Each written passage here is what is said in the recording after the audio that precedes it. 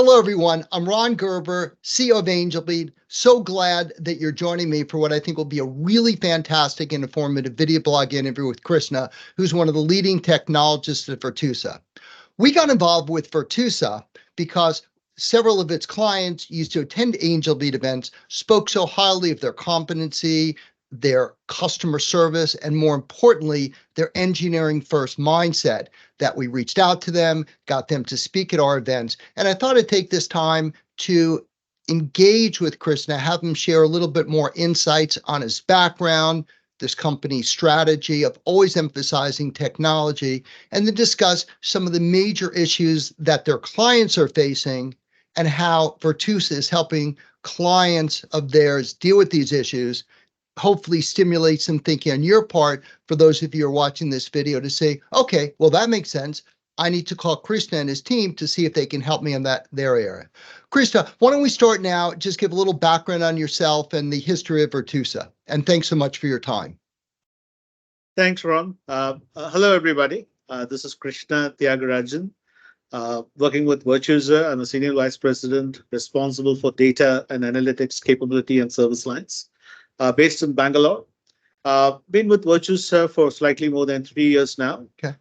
In the process, helping the organization grow at the rate of 20 to 30%, especially when it comes to the data and analytics market.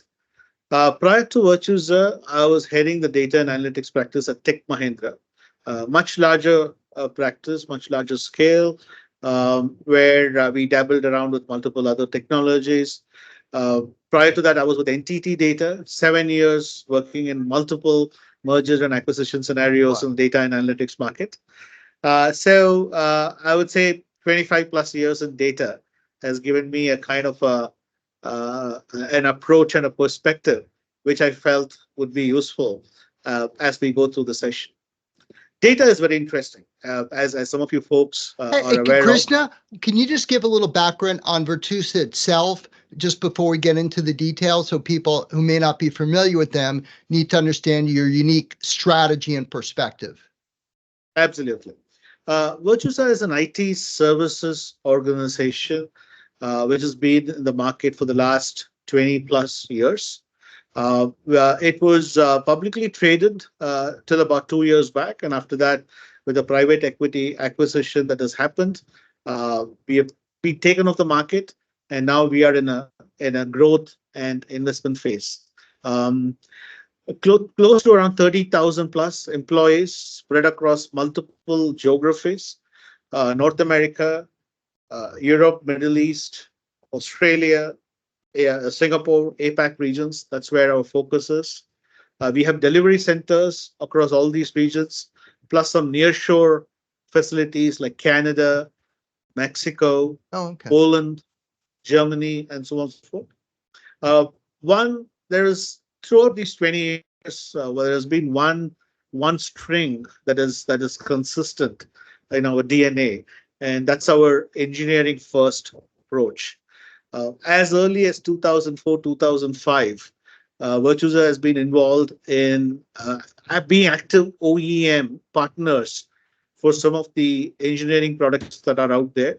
For those of you who know Data Stage, one of the ETL tools that IBM eventually is currently owning, Virtusa was a partner in the engineering development for that. We worked with the likes of Google and other tech firms, and that has kept us firmly rooted in this approach, which we call as an engineering first approach. We have cloud and infrastructure technologies as a major practice. We have a digital engineering practice as well. And now our focus has moved to the areas of domain consulting. So we want to bring domain consulting, engineering focus, and operating models.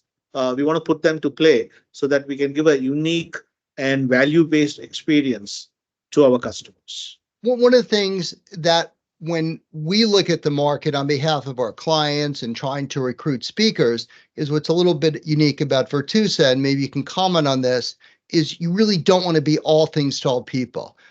There are, as you mentioned, like some of your previous employers may have much larger scope, but when we talk, as again, I'll reference the Virtusa clients who asked me to get you to speak at our programs. They referenced the narrower focus on a couple of industry sectors and several major technologies. Maybe you could comment a little more on those specific expertise areas. Absolutely. So I look at it from two different perspectives. One is the technology range that is there in the market. And I'll keep my discussion focused on data and analytics and eventually Okay. try to explain how Virtusa spreads its tentacles in the market. Uh, Traditionally, we have been very strong in the banking and insurance domain. We started off with some of the leading banks in North America, and that was the foundation on the basis of which Virtusa was built. And then in the European region, we took over an assignment for a major telco, one of the major telcos, leading telcos in the UK, and that started giving us inroads into the telco side of Yeah. the equation as well. And over the last 10 to 15 years, there has been a lot of inroads that we have made in the healthcare and pharmaceutical Yeah. market. So, banking, financial, and insurance, telco, and healthcare are some of the key domains that we operate in. And then we may have a slew of projects in some of the other domains if it appeals to our core competency, because we have offerings and solutions which are, in some cases, they are specific to domains, and in certain other cases, they are horizontals. And wherever applicable, we get a chance to play in those domains as well. But our focus remains on these domains. From a technology perspective, let me take data and analytics as an Sure. example. At any point in time, you will have 250 plus active technologies across the data lifecycle, be it on the data integration side, data modeling, the reporting or the visualization, advanced analytics, AI, and so on and so forth. And we realized that trying to be a master in all was not going to benefit either Virtusa or the customers. Sure. So we looked at a subset of those technologies, which were leaders in the market or challengers, I would say, in the market. So in consultation with the analyst firms, in consultation with our top 100 customers, and looking at the core competencies that we had, we decided to focus on certain areas within data and analytics. So today there are about 4 or 5 teams that we are focused on. One team is modernization. How can data be modernized so that organizations can be data driven? The second theme is around AI assisted data engineering. So, in the Okay. whole scheme of things in the data industry, what has happened is we have been moving from one architecture to another. Every year, there is a buzzword in the market, and there is a mad rush to get there. To give you a very specific example, initially we started with enterprise data warehouses, Okay. traditional hub Yeah. and spoke models, right? And then enterprise data warehouses became big data, or Hadoop was a Yeah. new technology. Everybody was talking about Hadoop, data lakes, and so on and so forth. And then all of a sudden, we said, oh, we need to move to the cloud. So then there was a mad rush to move to the cloud with all these hyperscalers. And today we are talking about data mesh and other architectures, data as a product. Essentially, what has happened in these last 20 to 25 years is, if you look at the spend that has been happening in the data space, 80% of the spend is moving on just what we call as the plumbing as we move from one architecture to another. But where is the ROI? It is the remaining 20%, which is being actually used for consumption. So Virtusa's focus is predominantly around how can I move the needle of spend away from the plumbing to the consumption. Because we know that today there is Gen AI, which has come in as a disruptor. Yep. Tomorrow there could be something else. And you will again see organizations going through this mad rush. But who is going to account for the investments that are made? And how do we ensure that the consumption takes off? So that's a key focus for us at Virtusa. In fact, we did a research. We commissioned Forrester to do a primary market research for us. And they were also ascertaining the points that we have seen, saying that close to 85% is still being spent on the spending. And the other flavor that we got from that research was 50 to 60% of the organizations who had embarked on this data journey or modernization journey are dissatisfied, right?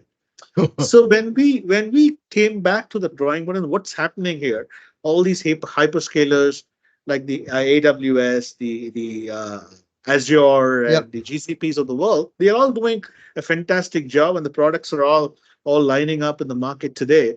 But what is that missing ingredient in all of that? And that boils down to data strategy. So we started focusing as another theme on what is the right data strategy for an enterprise.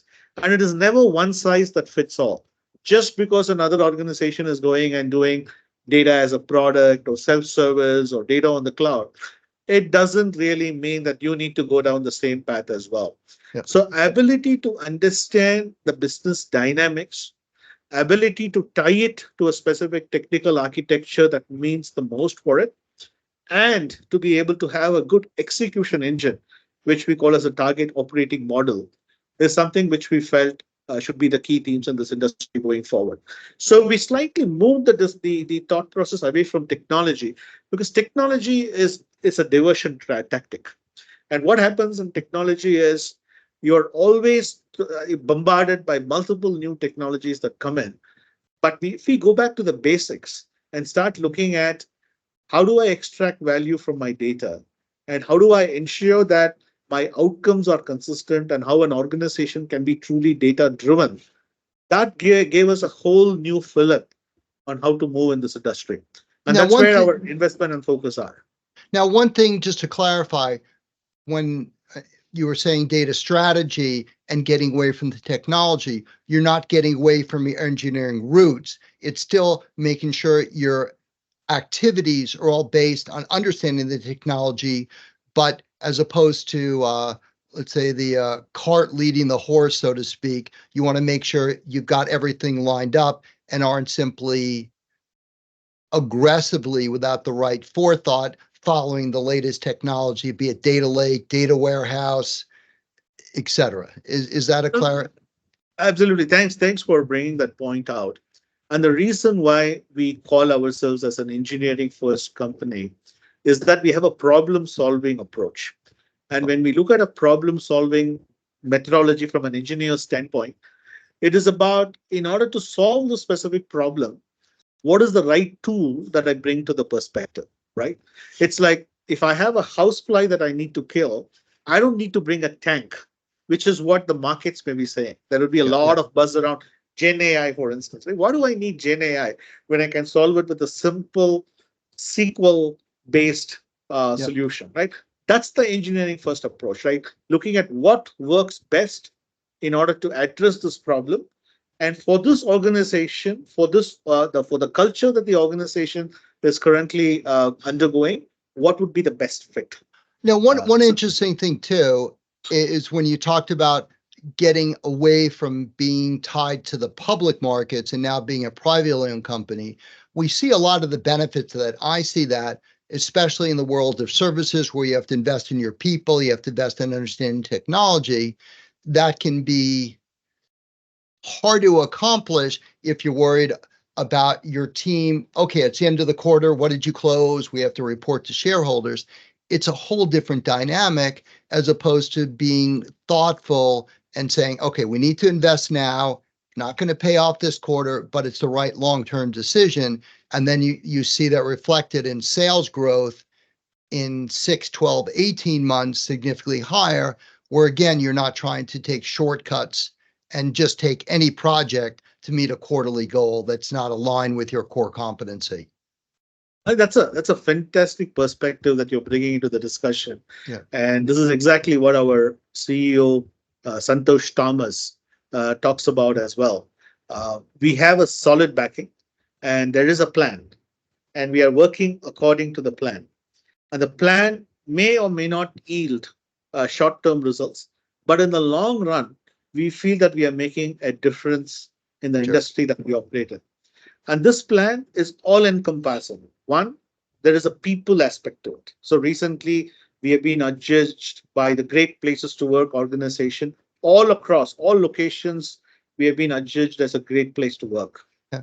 When we look at our green initiatives, the kind of bets that we have taken in terms of how can we make ourselves greener than what we were before, And that's going to be a huge benefit to the customers that we serve, because obviously all our carbon emissions are going to be adding up to the provider to whom we are offering the service. And then Yeah. there is this technology, solid technology focus, where with that engineering group that we spoke about, what kind of companies that we are going after, what kind of investments that we are making. I think it's making a huge difference. And to be really honest, the pressure on the quarterly numbers or the yearly numbers, that obviously it's a relief, I would say. But That's yes, it's a obviously we are a fiscally prudent organization yeah. trying to make the right difference and making the right impact in the Well, in I the can market. tell you this. I know lots of friends, business associates of mine who try and balance the trade-off. Well, I guess it's good to be public and maybe we provide some liquidity. The downside is when you think of especially for a company the size and scale of Virtusa, do I want to spend tens of millions of dollars on accountants and legal fees and things like this? Or maybe what I'll do is I'll allocate that capital to engineering and technology initiatives and employee training and better support for customers, and that'll pay off in the long run when you might eventually have some kind of seller liquidity. I want to go back to the Gen AI. It's like the topic du jour of 2024. And maybe you can share some of your examples, be it in healthcare, financial services, where you and Virtusa have tried to. I see this a lot.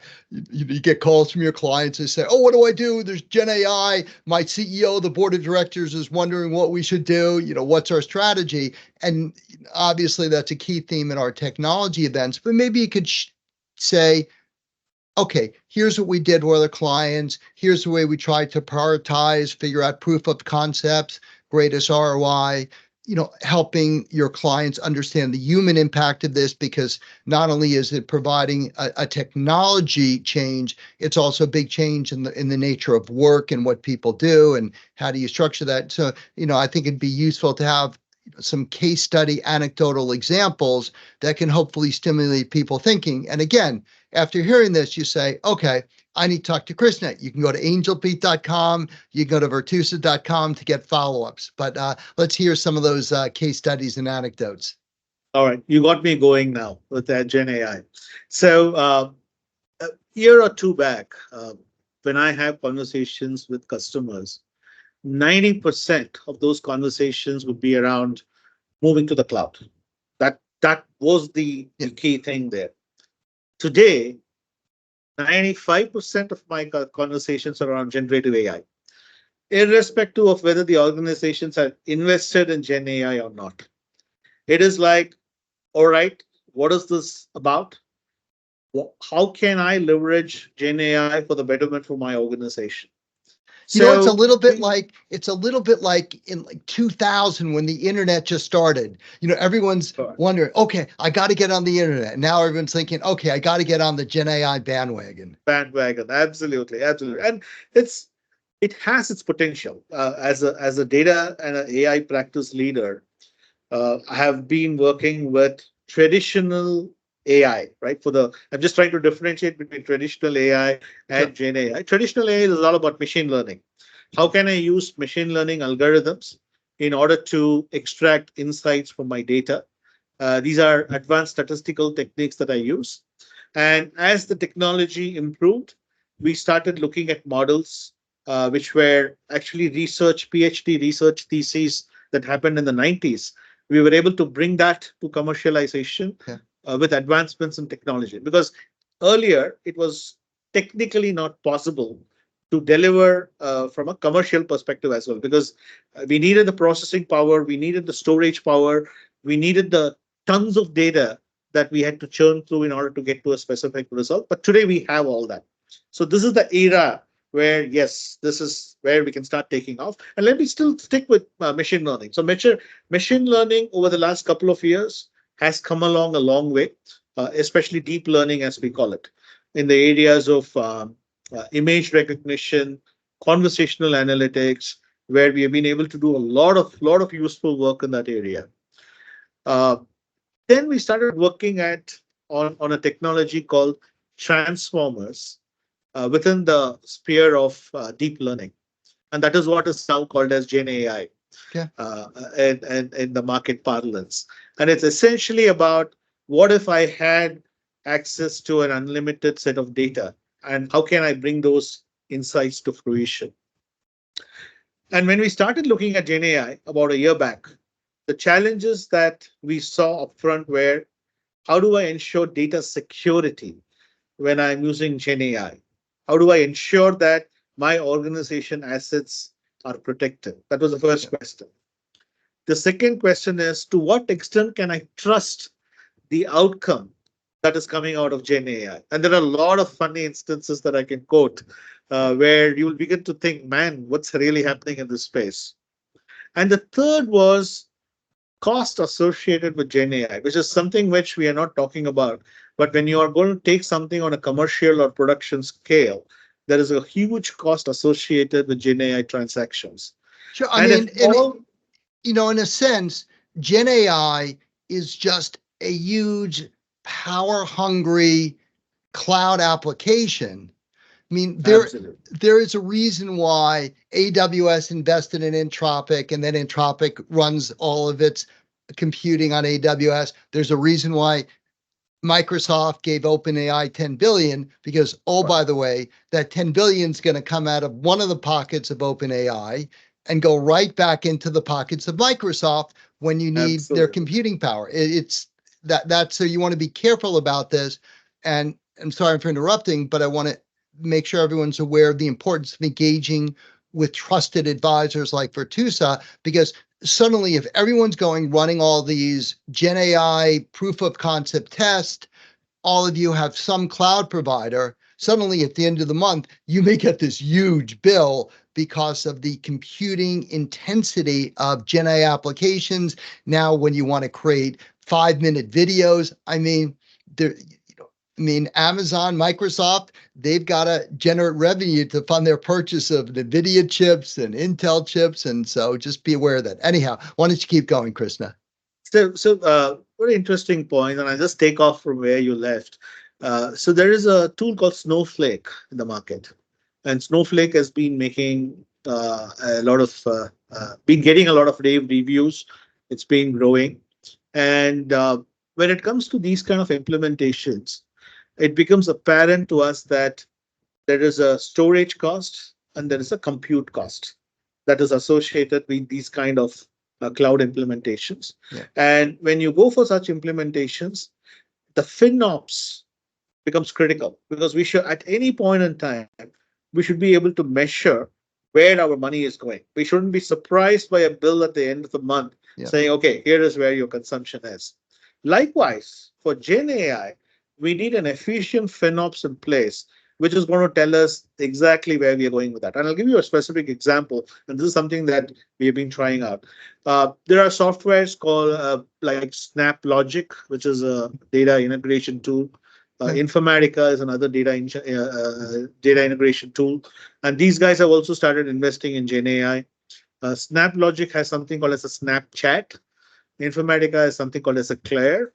And in essence, I'm moving away from the products and coming to the problem. The essence is you need to be able to do a prompt, and the data integration mappings or graphs, as we used to call it, should get automatically generated. So I just should be able to prompt saying, I want to move data from structure A to storage structure B with ABC transactions, and automatically I should be able to get it. So when we tried working with these softwares, the first instance, it was great. We ran the same thing again. It started to become shaky. And after third or fourth instance, it started hallucinating. And what we mean by hallucination is that it starts giving results where you're not going to be able to make head or tail of how exactly this is happening. And when I look at the cost of this, first the cost of getting those prompts to work and to get the Gen AI result out, and then the cost of correcting or the hallucinations, it becomes humongous. And so when I talk to players like Ab Initio, they're saying, why even go down the path? There are better ways to do automation. than use Gen AI. But anyway, I started off with a negative connotation of Gen AI, but there are some positives as well. When it comes to data security, we were very clear that we will use Gen AI only when there is real clarity that this security, data security of an organization is not compromised. So we started using Gen AI for what we call a synthetic data generation. And let's say we'll take a chatbot, for instance. Yeah. And in chatbots, we need to train the chatbots on what we call as intent. A customer is coming in and they are typing something, and the customer may be coming in with with a mindset that we are not aware of, but we should be able to clearly decipher what exactly the intent is, right? Based on how the communication starts, based on how the communication goes. So in those areas, using Gen AI to provide the different kind of conversations that can start off in order to train a bot on intent is a safe way of doing it. Here, I'm not looking at anything. This is generally available information. I'm just using Gen AI to generate different kinds of conversations. This is synthetic data, and I'm training my bot at the end of it. Perfect example of where it could be used. Take another instance, and this is something that we are seeing very often. Organizations using Gen AI as an interface with which their employees can query the humongous records which are available. Any insurance firm or banking, multiple policies around, and it takes a huge amount of time for employees to navigate through all that to really get to what they want. There we see a fantastic applicability of Gen AI where you just query saying, okay, here is what we want to do, and we have done this for some of these online education portals. Like, what does it take for me to get a certification as a project manager? For instance, I'm just giving you an example. And when I just type it out, and in a traditional way, it's just going to give you 5 links. And you need to look at 5 links to finally get to what you want. But this Gen AI interface is going to tell you, you need to take this test. And after taking this test, here is the second step. And after that, you're certified. So phenomenal results when it comes to having a query based interface, which is Gen AI powered. I And think, sorry, no, continue. sorry, I was just trying to complete and the scope of operations of these, what we call as large language models, is now increasing. And even for enterprise critical applications, we are able to maintain the security by ensuring that we provide the necessary guardrails. So when I bring in a large language model into your organization, I will make sure that your organization specific information is fed into it, but that's not exposed to anyone else. It's only available for people within your organization. And we have started seeing some successes there. So eventually, going back to the problem that we discussed, how do I move the needle of spend from plumbing to Yeah. consumption? Gen AI could be a disruptor in the space. I might bring that in. And again, there is still some ways to go before we get to a point where the hallucinations stop and the cost of processing also comes down. But once that plateau is reached, beyond which it starts becoming profitable, I'm saying that this could be a disruptor in the market. And I Because if think, you look at yeah, just one more point sorry, before I yeah, hand it back to you, Ron, sure. the holy grail for data and analytics is I should be able to have an interface with which I'm able to get answers based on the information I have in the organization. Period. And because of that, we built all these enterprise data warehouses, we built the layers for consumption reports, and so on and so forth. But what if I can just have a layer of Gen AI which covers the entire set of data assets in my organization and which can give me a Google type of an interface where I can search for anything and get whatever I want within the organization context? I think we are heading there. Knowledge graphs are an area where they are closer to the holy grail than even the Gen AI, for instance. But we will have to see how that goes. Back to you. I think that's a good way to summarize a lot of this video blog and give ideas for individuals watching this and what you want to do.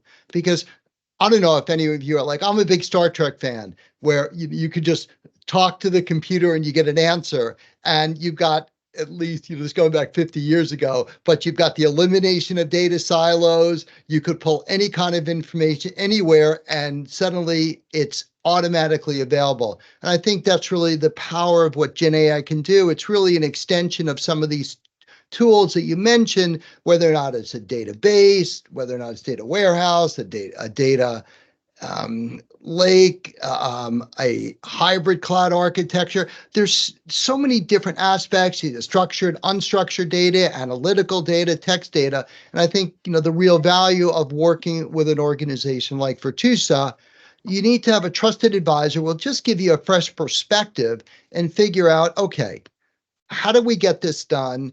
And how do we make sure we're doing it in a way that not only meets our line of business objectives, but also ensures that you're not running afoul of any compliance regulatory needs? You mentioned that Virtusa does a lot in healthcare. I know of a scenario where back, like 10 years ago, when everyone was asking about go to the cloud, and now everyone's asking about, okay, we're in the cloud, how do we use Gen AI? But one of the scenarios at a major hospital who started going to the cloud, one of their employees said, oh, this is cool. Let me just do some analytics on patient data, put the data up in the cloud. They weren't that attuned to setting up the appropriate guardrails. Suddenly, HIPAA data gets in the cloud, bad one, so they get fined there. Then they find out that some of the data was overseas as far as being backed up automatically. And suddenly then they have to now have a lot of legal accounting compliance, because how are they keeping track of data in different countries now want you to substantiate that everyone's opted in.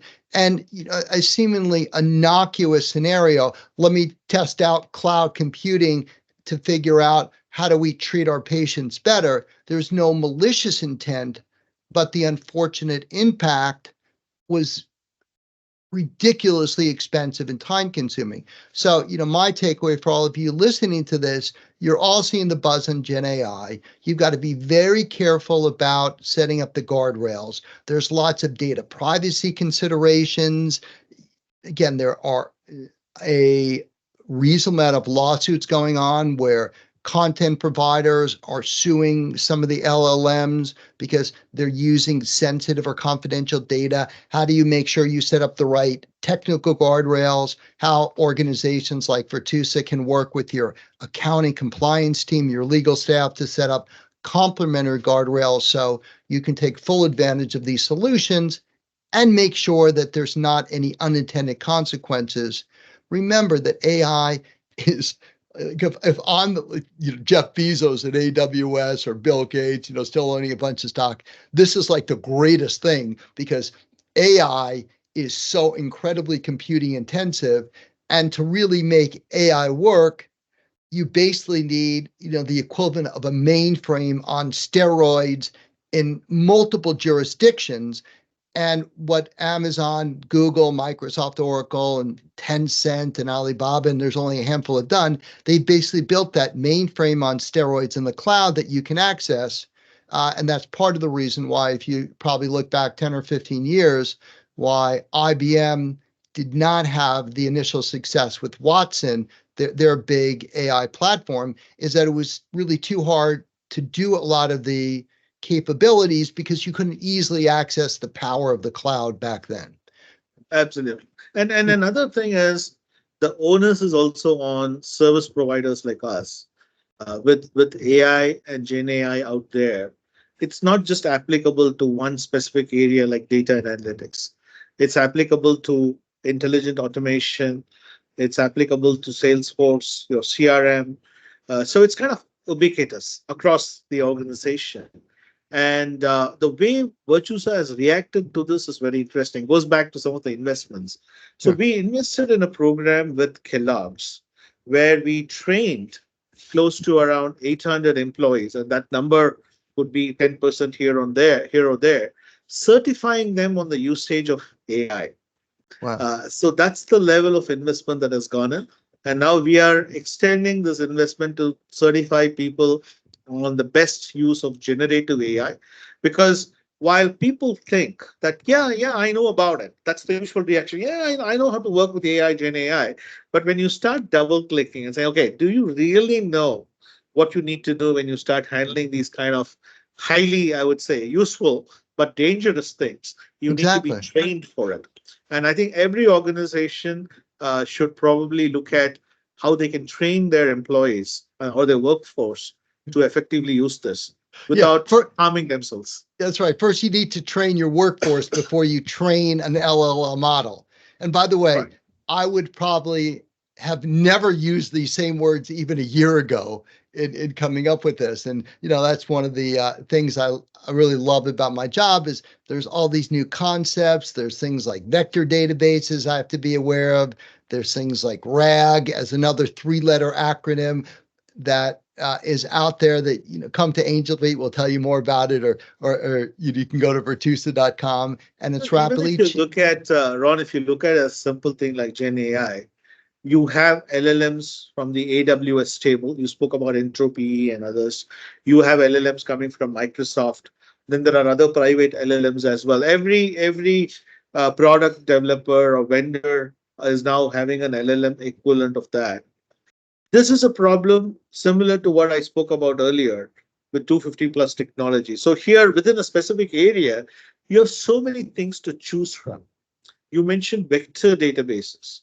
And in vector databases, a lot of concepts like embedding, chunking, as we call it.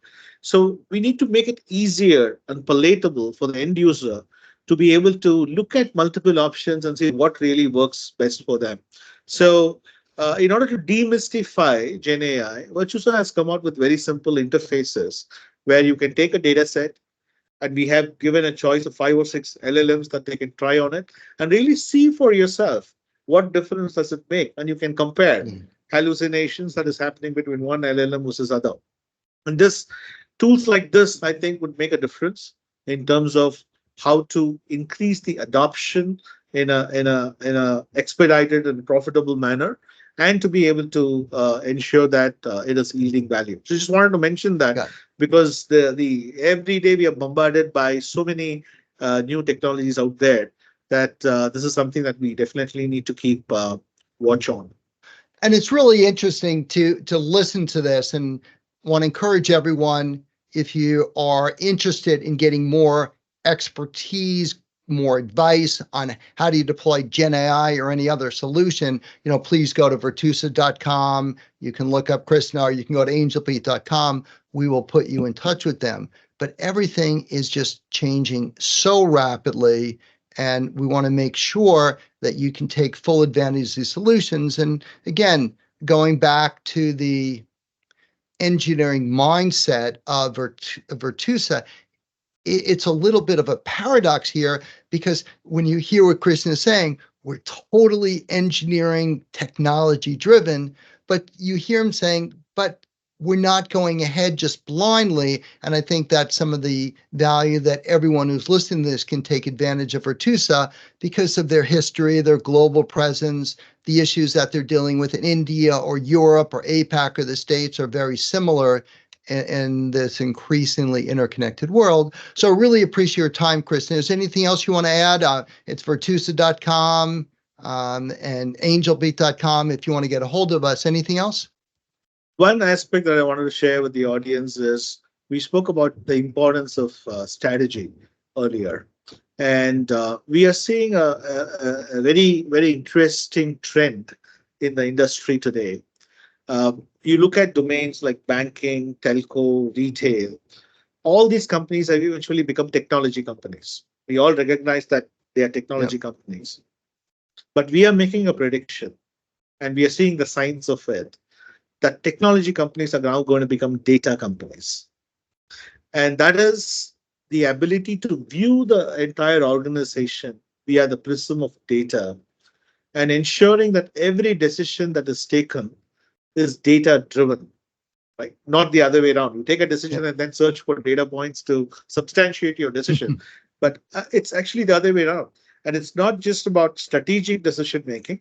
I would even go down and say even operational and tactical decision making based on data is going to be how there's it's that's exactly how the industry is going to pan out in the future. And organizations like Virtusa can definitely help in getting the basic ingredients in place so that you can latch on and leverage some of these technology advances. Back Well, to you, Ron. this was great stuff. I encourage everyone to go to angelbeat.com. You will see either Krishna or many of his colleagues from Virtusa speaking at our future programs. Please contact me, hashtag angelbeat, as well as Virtusa.com.